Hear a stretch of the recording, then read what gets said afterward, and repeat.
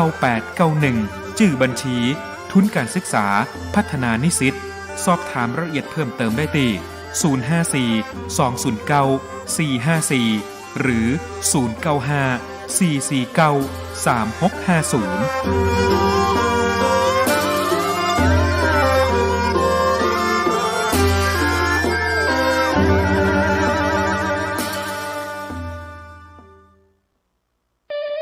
ขอเชิญร่วมถวายเทียนพรรษาประจำปี 2567 ของเครือข่ายคลื่นสีขาวเชียงใหม่เชียงรายลำพูนลำปางแปร่น่านและพะเยาเนื่องด้วยคณะสงฆ์พระนักเผยแผ่ธรรมะเครือข่ายคลื่นสีขาวและคณะศรัทธาพุทธศาสนิกชนถวายเทียนพรรษาประจำปี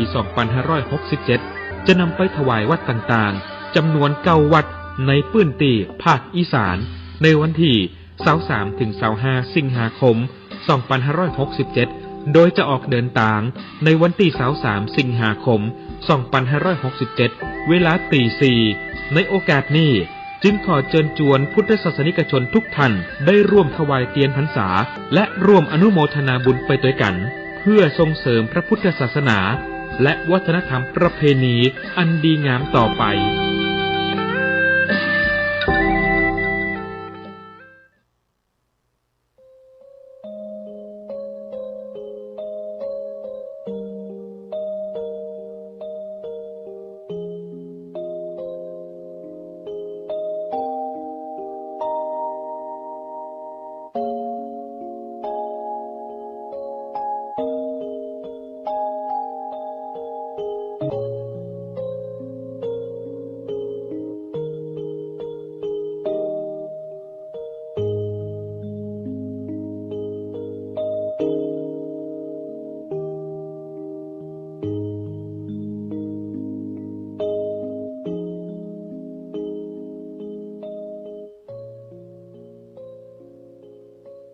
กราบสวัสดีท่านผู้ฟังทุกท่านค่ะ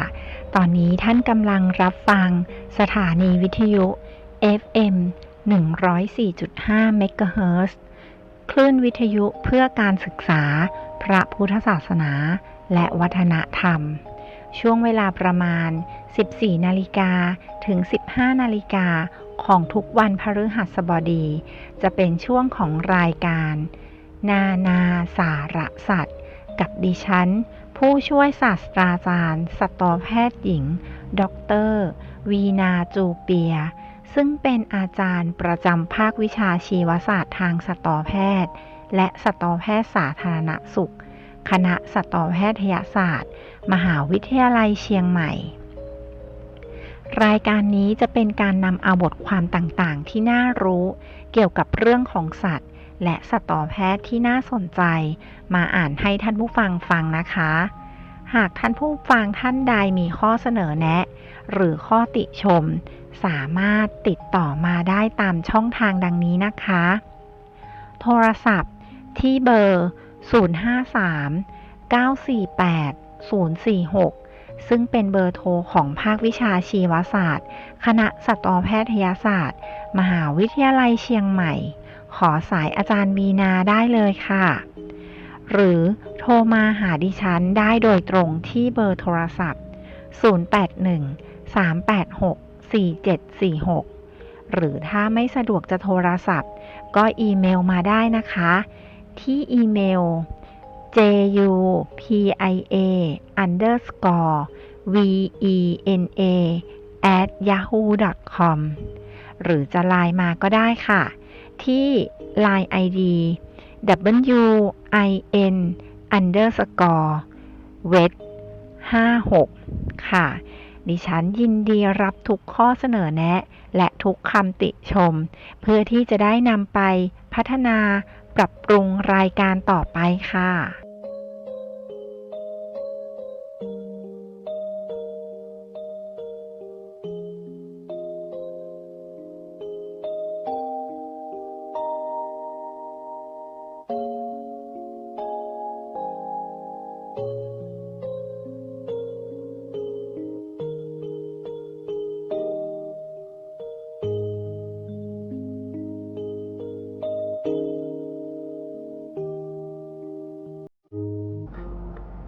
กราบสวัสดีท่านผู้ฟังทุกท่านที่เคารพนะคะ วันนี้เราก็กลับมาเจอกันอีกแล้วนะคะท่านผู้ฟังสำหรับบทความที่ดิฉันเลือกให้ท่านผู้ฟังในวันนี้นะคะ จะเป็นเรื่องเกี่ยวกับสัตว์น้ำทั้งนั้นเลยค่ะ เป็นเรื่องต่างๆเลยนะคะ โดยบทความเรื่องแรกนะคะ มีชื่อเรื่องว่าสัตว์ผสมพันธุ์ในน้ำได้อย่างไรนะคะ และเรื่องที่สองนั่นก็คือเรื่องทำไมสัตว์น้ำใต้ทะเลลึกจึงมักมีสีดำค่ะ และเรื่องสุดท้ายนะคะ เป็นเรื่องเกี่ยวกับปลาถ้ำตาบอดค่ะบทความเรื่องที่3นี้มีชื่อเรื่องว่าปลาถ้ำตาบอดอาจเป็นกุญแจใหม่ในการรักษาเบาหวานนะคะซึ่งทั้ง3เรื่องนะคะดิฉันนำมาจากนิตยสาร National Geographic ฉบับภาษาไทยนะคะฉบับของวันที่ต่างๆนะคะโดยที่เรื่องแรกนะคะก็คือจะเป็นวันที่จะเป็นปีคริสตศักราช 2017 กับ 2018 นะคะโดยก่อนที่ดิฉันจะอ่านเรื่องแรกให้ท่านผู้ฟังฟังนะคะบทความเรื่องแรกให้ท่านผู้ฟังฟังดิฉันขอพักเบรกเปิดเพลงเพราะๆให้ท่านผู้ฟังฟังสัก2เพลงนะคะเดี๋ยวเรากลับมาพบกันค่ะ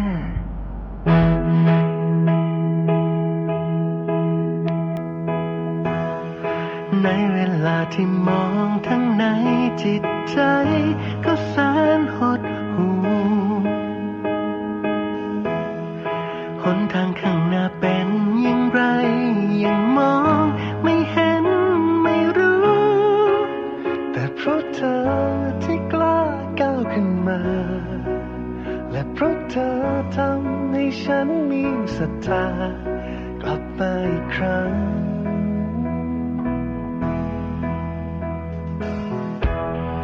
เหมือนอุโมงค์มืดมิดที่มองเท่าไรไม่เห็นจุดจบแค่คิดยังไม่กล้าคิดจะเป็นเช่นไรในอนาคตแต่เพราะเธอที่กล้าก้าวขึ้นมา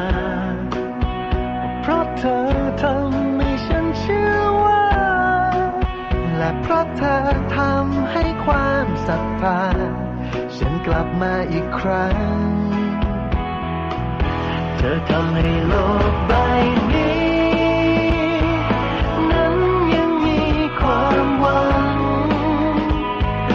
และยังคงมีทางได้เห็นแสงสว่างของหัวใจเธอทำให้ฉันได้รู้แม้ท้องฟ้าจะมืดดำแค่ไหนคนเรายังคงมีความหวังได้เหมือนหัวใจเธอคนนี้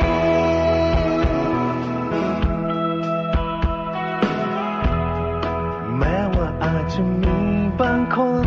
ที่ไม่เข้าใจเธออยู่เขาอาจดูว่าเธอนั้นไร้เดียงสาแค่ไหนฉันไม่รู้แต่ว่าเธอก็กล้าก้าวขึ้นมาและเธอทำให้ฉันเชื่อว่าและเพราะเธอทำให้ความศรัทธาฉันกลับมาอีกครั้ง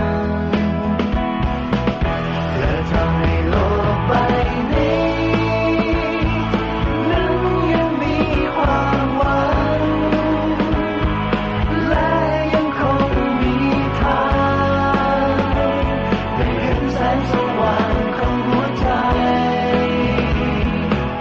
เธอทำให้ฉันได้รู้แม้ท้องฟ้าจะมืดดำแค่ไหนคนเรายังคงมีความหวังได้เหมือนหัวใจเธอคนนี้เธอทำให้โลกใบนี้นั้นยังมีความหวังและยังคงมีทางจะเห็นแสงสว่างของหัวใจเธอทำให้ฉันได้รู้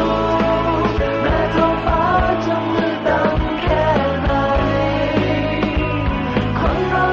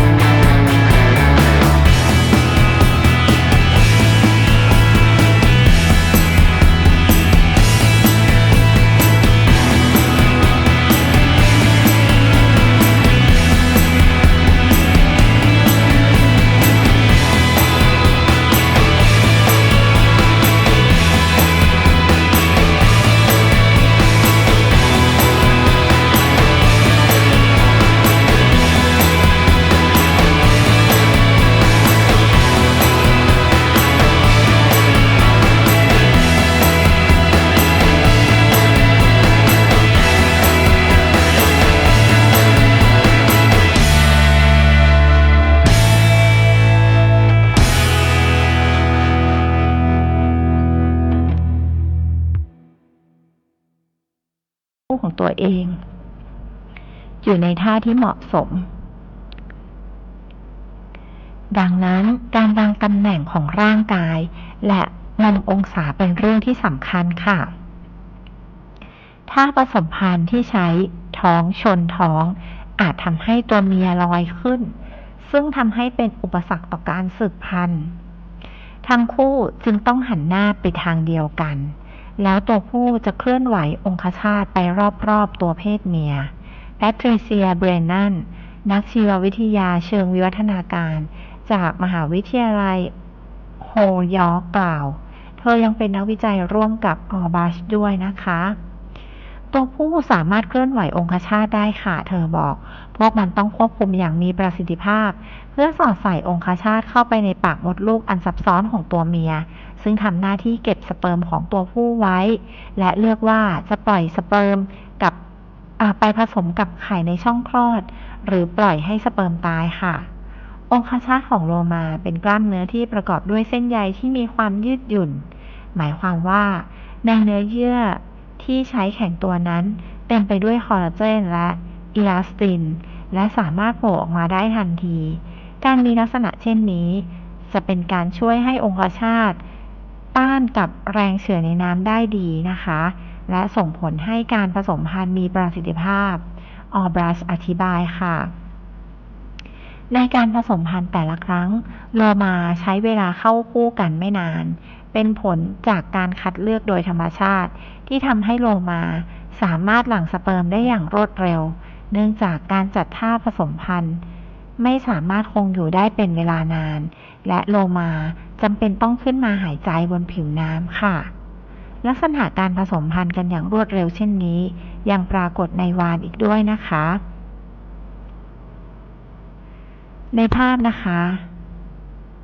เป็นภาพของฉลามบางชนิดอย่างฉลามขาวมีการฟักไข่ในท้องแล้วออกลูกเป็นตัวแต่ฉลามทั้งหมดมีการปฏิเสธการปฏิสนธิภายใน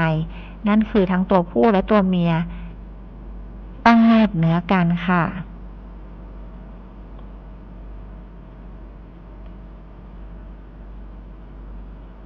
ขอโทษนะคะ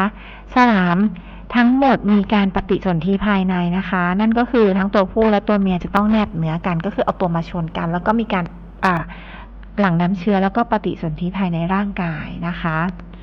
กัดแห่งรักฉลามเป็น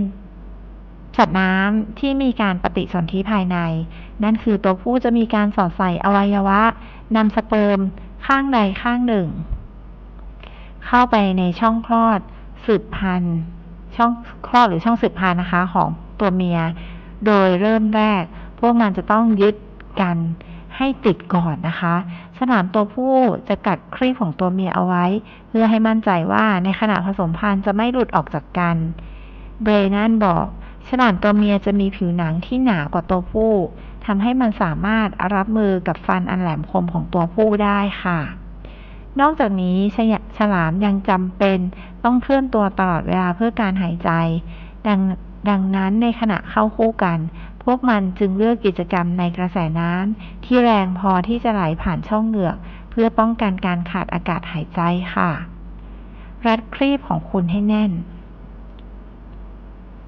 อะไรที่เป็นของคุณก็เป็นของฉันด้วยเต่าทะเลตัวผู้อย่างเต่าตะนุในภาพนะคะมักจะทำการก่อกวนเต่าตัวผู้อีกตัวหนึ่งที่กำลังผสมกับเต่าตัวเมียอยู่เพื่อแย่งตัวเมียมาเป็นของตัวเองค่ะเต่าทะเลมีกระดองขนาดใหญ่เป็นอุปสรรคทางกายภาพต่อกิจกรรมทางเพศเพื่อแก้ไขปัญหาดังกล่าวตัวผู้จึงจำเป็นต้องรัดตัวเมียให้แน่นการสืบพันธุ์ในสัตว์เลื้อยคลานต้องทำผ่านช่องเปิดทวารหรือโคลเอกากล่าวคือการสืบพันธุ์และการขับถ่ายของเสียเกิดขึ้นที่ช่องทวารเดียวกันเต่าทะเลตัวผู้จะแนบช่องเปิดทวารเข้ากับตัวเมียแล้วสอดองคชาตเข้าทางด้านใต้กระดองกิจกรรมทางเพศของเต่าทะเลไม่ใช่เรื่องที่ต้องปกปิดเต่าตัวผู้จะมีตะขอที่ครีบคู่หน้าเพื่อใช้ยึดเกาะตัวเมียในขณะที่เกาะอยู่กับตัวเมียตัวผู้จะส่งเสียงร้องคำรามเพื่อเป็นการกระตุ้นตัวเมียค่ะน้ำหนักใต้น้ำในภาพนะคะ การผสมพันธุ์ในน้ำเป็นเรื่องสะดวกสำหรับฮิปโปโปเตมัสเนื่องจากแรงลอยตัวในน้ำช่วยพยุงน้ำหนักอันมหึมาเอาไว้ค่ะสำหรับฮิปโปโปเตมัสมีการสืบพันธุ์ในน้ำเป็นเรื่องที่ง่ายกว่าเนื่องจากการอยู่ในน้ำจะช่วยให้มีแรงลอยตัวน้ำหนักตัวที่หนักเกินไปจะทำให้การผสมพันธุ์บนบกกลายเป็นเรื่องที่ไม่เริงไม่เริงใจค่ะฮิปโปตัวผู้ตัวเต็มวัยน้ำหนักถึง 1,500 กิโลกรัมและตัวเมียยังสามารถให้กำเนิดลูกใต้น้ำได้ซึ่งช่วยให้น้ำหนักแรกคลอดของลูกอ่อนมีน้ำหนักได้ถึง 50 กิโลกรัมค่ะคำแนะนำเล็กๆน้อยๆถ้าคุณรู้สึกอยากมีน้ำหนักตัวที่เบาลงคุณลองไปแช่ตัวในสระว่ายน้ำดูสิคะแล้วจะรู้สึกดีขึ้นจะรู้สึกว่าตัวเบาลอยน้ำสามารถที่จะพยุงตัวเราได้นะคะก็จบแล้วนะคะสำหรับผู้เขียนเรื่องนี้นะคะคุณลิสแลงลีย์นะคะนี่ก็จะเป็นเรื่องเกี่ยวกับสัตว์น้ำผสมพันธุ์กันในน้ำได้อย่างไรนะคะที่ยกตัวอย่างก็จะเป็นเรื่องเกี่ยวกับวาฬนะคะเกี่ยวกับโลมาเกี่ยวกับฉลามนะคะเกี่ยวกับเต่าทะเลแล้วก็สุดท้ายเป็นเรื่องเกี่ยวกับฮิปโปค่ะเรื่องของฮิปโปที่มันจำเป็นต้องผสมในน้ำเพราะว่าน้ำหนักตัวของมันที่เยอะมากนะคะเพราะฉะนั้นผสมในบนบกมันจะต้องเกิดการขึ้นขี่กันแล้วก็ทับกันเนี่ยจะทำให้มันอาจจะไม่สะดวกอาจจะเจ็บหรืออาจจะเกิดอุบัติเหตุได้นะคะเพราะฉะนั้นการผสมในน้ำก็จะเป็นการช่วยพยุงตัวเองแล้วก็ผสมได้ดีกว่านะคะนี่ก็จะเป็นเรื่องเกี่ยวกับการผสมพันธุ์ของสัตว์นะคะที่อยู่ในน้ำเนาะค่ะก็จบไปแล้วนะคะสำหรับบทความเรื่องแรกนะคะสัตว์ผสมพันธุ์ในน้ำได้อย่างไรนะคะเดี๋ยวต่อไปดิฉันจะอ่านบทความเรื่องที่2ให้ท่านผู้ฟังฟังนะคะโดยบทความเรื่องที่2มีชื่อเรื่องว่าทำไมสัตว์น้ำใต้ทะเลลึกจึงมักมีสีดำซึ่งก่อนที่ดิฉันจะอ่านเรื่องนี้ให้ท่านผู้ฟังฟังนะคะดิฉันขอเบรกเปิดเพลงเพราะๆให้ท่านผู้ฟังฟังสักเพลงหนึ่งนะคะเดี๋ยวเรากลับมาพบกันค่ะ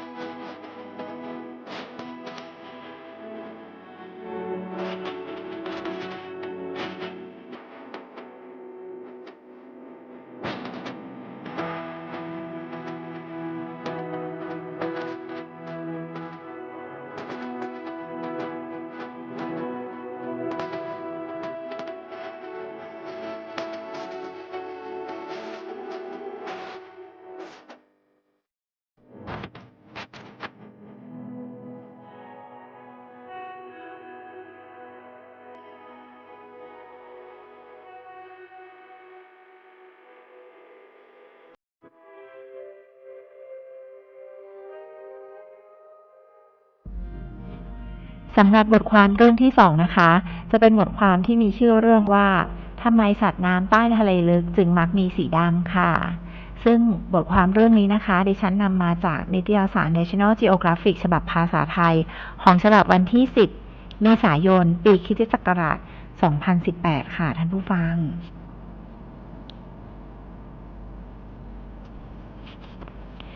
ในมหาสมุทรอันกว้างใหญ่ไพศาลสัตว์น้ำใต้ทะเลลึกหลากชนิดจำเป็นต้องพรางตัวให้รอดจากผู้ล่าและเพื่อการล่า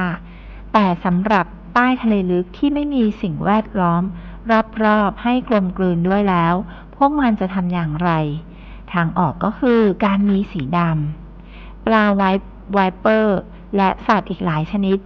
มีวิวัฒนาการให้ร่างกายของมันมีสีด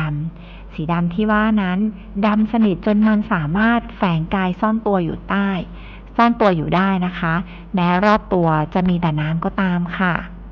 เมื่อคนมองไปที่พวกมันโดยเฉพาะเมื่ออยู่ในน้ำด้วยแล้วเมื่อมันจะเหมือนกับหลุมดำเลยนะคะซอนเก้ จอห์นเซนนักชีววิทยาด้านสัตว์น้ำจากมหาวิทยาลัยดูคผู้ศึกษาเกี่ยวกับโลกใต้ทะเลลึกกล่าวค่ะนักวิทยาศาสตร์พยายามหาคำตอบว่าอะไรคือสิ่งที่ช่วยให้ปลาสีดำเหล่านี้ดูราวกับเกินหายไปในความมืดในผลการศึกษาใหม่จอห์นสันและทีมวิจัยของเขาก็คือคาร์เรน ออสบอร์นนะคะพบโครงสร้างขนาดเล็กละเอียดในผิวของปลาที่ทำหน้าที่ดักจับโฟตอนหรืออนุภาคของแสงเอาไว้ซึ่งช่วยให้มันดูดซับแสงเกือบทั้งหมดที่สัมผัสได้เลยล่ะค่ะรายงานการค้นพบล่าสุดนี้ถูกเผยแพร่ในงานประชุมทางชีววิทยาค่ะเราเคยคาดหวังกันว่าจะพบเม็ดสีจำนวนมากในผิวของมันออสบอร์นนักสัตววิทยาสาขาสัตว์ไม่มีกระดูกสันหลังจากพิพิธภัณฑ์ธรรมชาติวิทยาสมิธโซเนียนกล่าว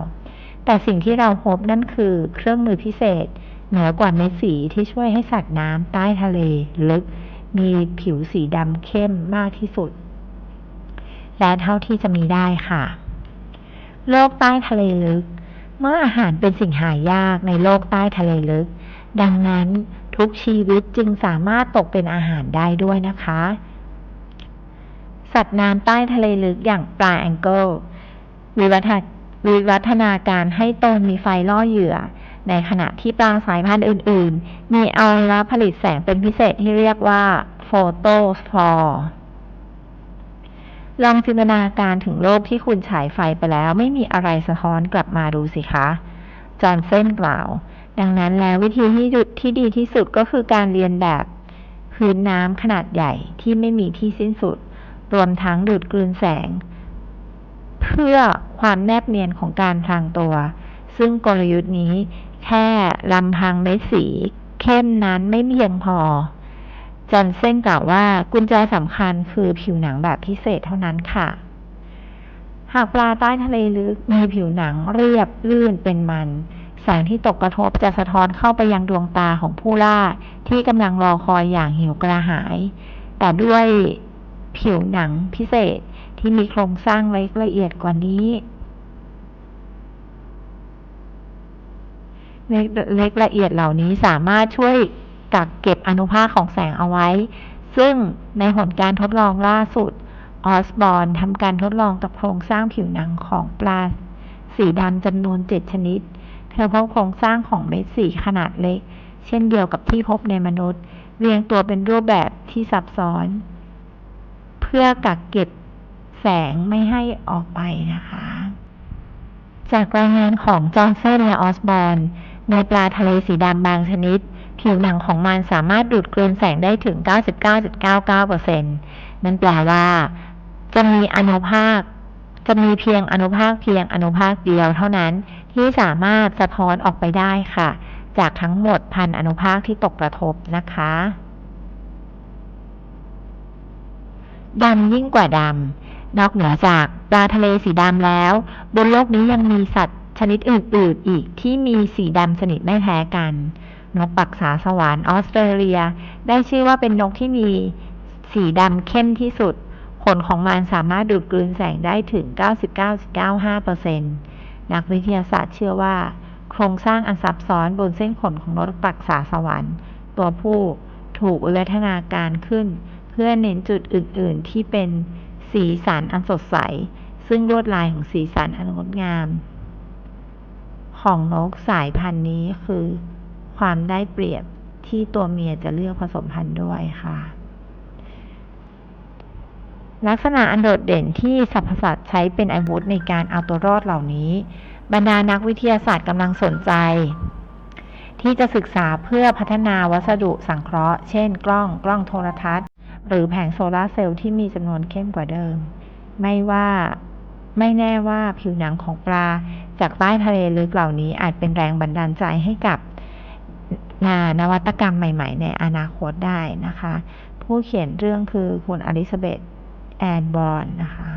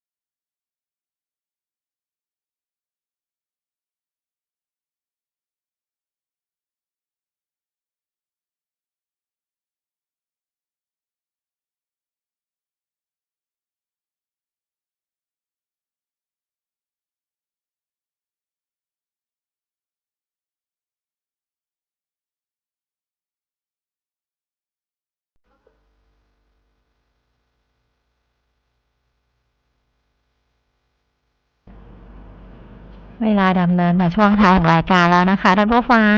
บทความต่อไปนี้นะคะเป็นบทความเรื่องสุดท้ายของวันนี้ที่ดิฉันจะอ่านให้ท่านผู้ฟังฟังนะคะบทความเรื่องนี้มีชื่อเรื่องว่า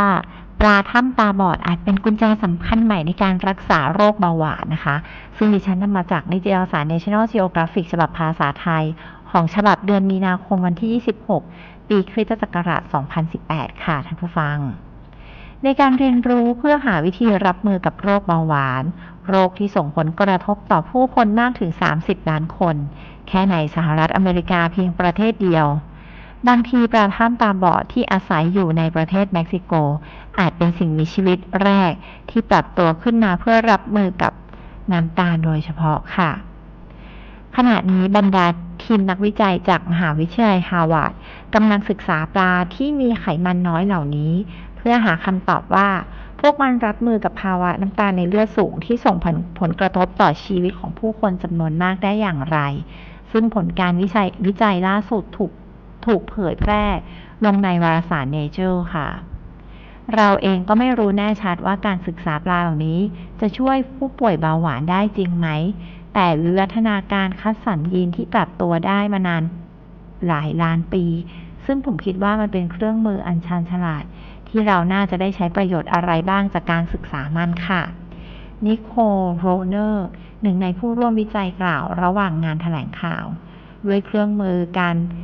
จัดลำดับยีนที่เรียกว่า CRISPR ทีมนักพันธุศาสตร์พบว่าปลาเหล่านี้มีความต้านทานอินซูลินสูงหรือภาวะดื้อต่ออินซูลินค่ะอินซูลินก็คือฮอร์โมนชนิดหนึ่งที่เป็นกุญแจสำคัญในการเปลี่ยนน้ำตาลในเลือดให้กลายมาเป็นพลังงานเปรียบดั่งรหัสผ่านพิเศษที่ช่วยพาน้ำตาลในเลือดเข้าสู่เซลล์ในผู้ป่วยเบาหวานประเภทที่2อินซูลินของผู้ป่วยจะทำงานไม่เป็นปกติหรือถูกผลิตออกมาไม่มากพอส่งผลให้เกิดภาวะน้ำตาลในเลือดสูงเช่นเดียวกันกับนักวิทยาศาสตร์พบว่าบรรดาปลาถ้ำตาบอดเองก็มีภาวะนี้เช่นกันแต่พวกมันกลับไม่ได้รับผลกระทบทางสุขภาพมากนักผลการศึกษาเบื้องต้นพบว่าปลาเหล่านี้มียีนที่กระตุ้นให้พวกมันรู้สึกหิวตลอดเวลาในมนุษย์เป็นเรื่องอันตรายนะคะแต่สำหรับในปลาเหล่านี้แล้วภาวะดังกล่าวช่วยให้ร่างกายเลือกเก็บไขมันในช่วงขาดแคลนอาหารและส่งผลให้พวกมันมีชีวิตรอดได้ในถ้ำที่ซึ่งความอุดมสมบูรณ์ของสาหร่ายซึ่งเป็นอาหารหลักของมันนั้นมีไม่แน่นอนค่ะทีมนักวิจัยยังเปรียบเทียบ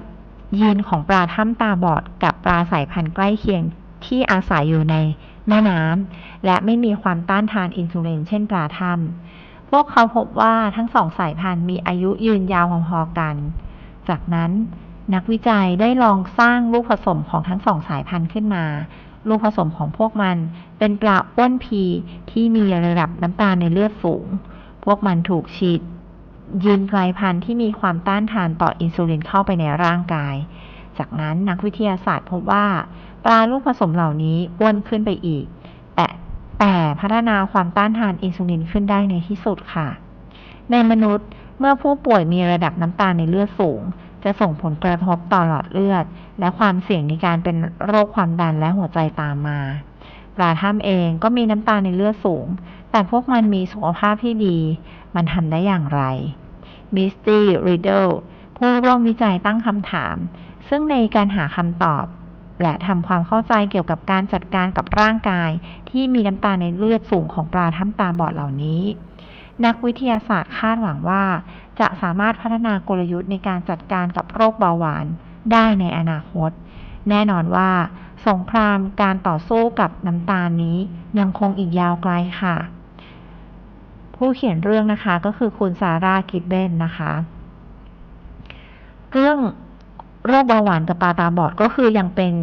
งานวิจัยอยู่ในขั้นวิจัยอยู่นะคะซึ่งเขาคิดว่าการที่ปลามีระดับน้ำตาลในเลือดสูงแต่มีสุขภาพดีนั้นมันทำได้อย่างไรนะคะเดี๋ยวถ้าเกิดเขาทำได้หากลยุทธ์ในการจัดการกับโรคเบาหวานได้ด้วยปลาชนิดนี้ในอนาคตนะคะเราก็ถือว่าเป็นข่าวดีของ ทุกคนในโลกเลยนะคะ ที่กำลังต่อสู้กับโรคนี้อยู่ ก็ขอภาวนาให้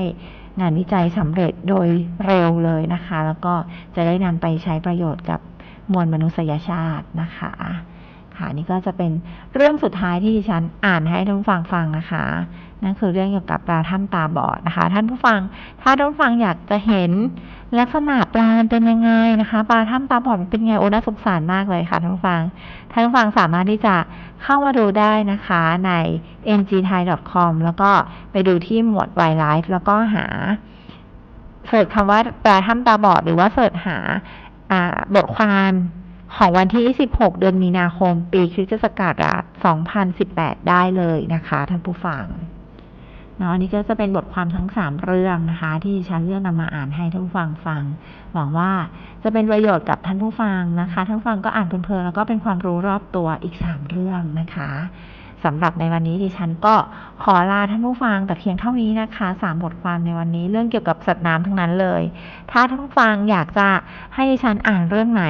ท่านผู้ฟังสามารถที่จะแจ้งมาที่ดิฉันได้เลยนะคะที่ LINE ID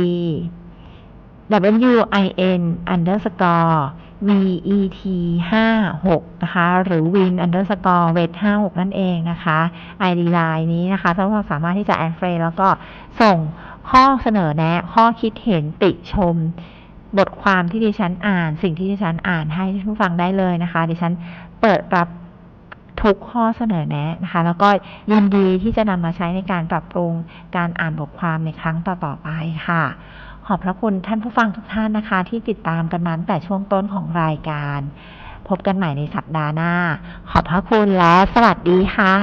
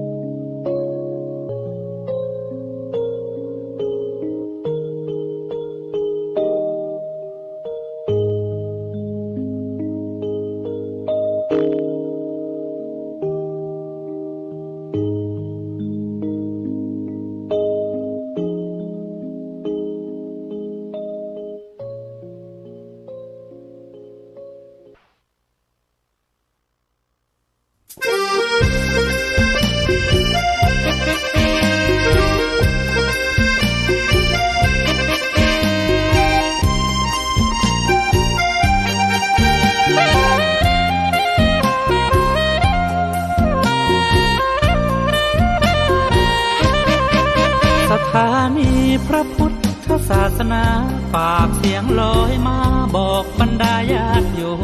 มที่มีใจใช้ธรรมชโลมที่มีใจใช้